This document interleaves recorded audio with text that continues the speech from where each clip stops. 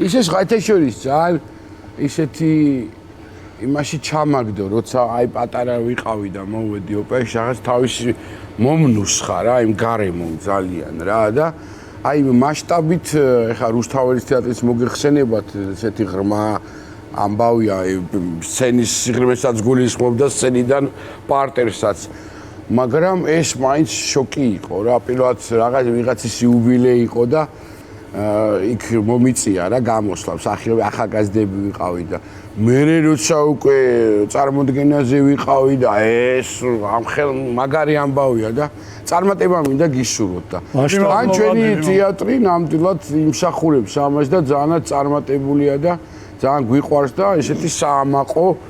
ყველაფერი რიგზია, მაგრამ აი ცუდი დრო რო იყო. 90-იანი წლების ერთი ისტორია გამახსენდა, ახლა კიდე რო არ მოყვე. მოყევია, მაგრამ 90-იანი წლები არც დაცვა, არც კაპედინელი, ქუჩაში ხალხს ეხვეწებიან ოპერა გადის, შემოდი დარბაზში და რაღაცა და ერთი გოგონა დავპატიჟე კონსერვატორიის სტუდენტები ვართ და შევედი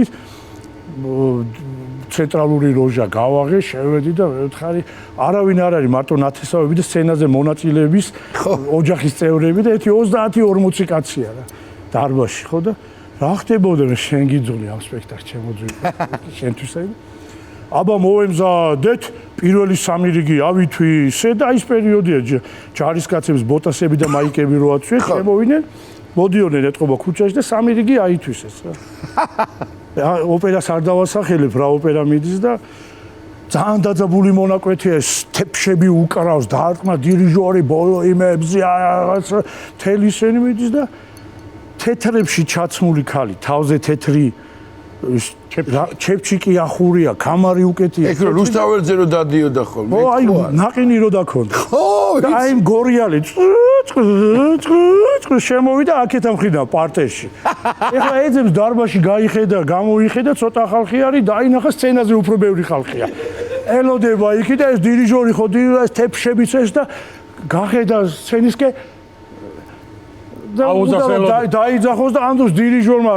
დაიჭირა ხელი მოხსნა და ამ კამარი მთელი ხმით მაროჟენი რა სიძა შუა სპექტაკლის დროს ატყდა ცივილკივილი და აი რა მაგარი ისტორია რაც ლაპარაკ ხო გახსოვს თეთრი ქალი ის თეთრი როგორ არ მახსოვს კაცო მთელი სტუდენტობა მაქას დავდებდი ან სვაი ჭყრიალით რო დადიოდა